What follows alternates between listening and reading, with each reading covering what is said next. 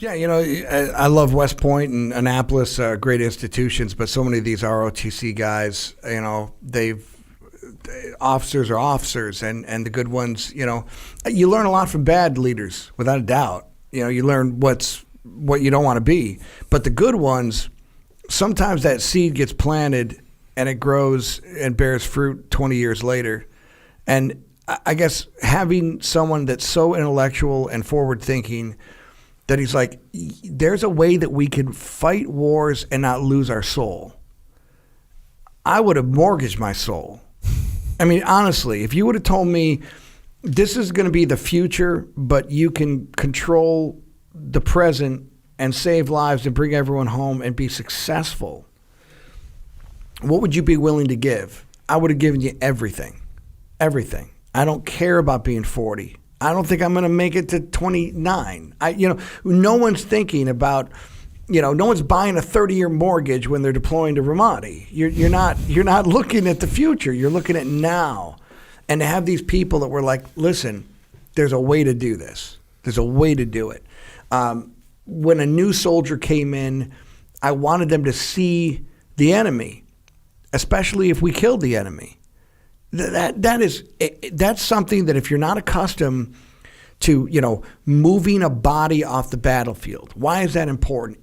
There's a reverence. We're not out there cowboys.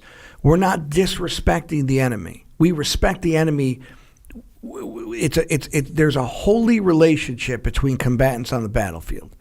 And you have to respect the enemy, but you also have to acknowledge that there is something special about what is going to be needed for you to be able to go home, walk off, more importantly, win the objectives that we're there to win, right?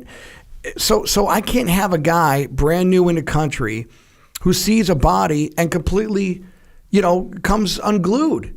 This is a part of the business. So here's the deal. I don't need you to be on point for the first 2 weeks.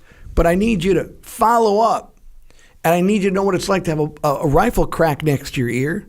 I need to know what it's like to be near a firefight, even if you don't do anything because you're brand new.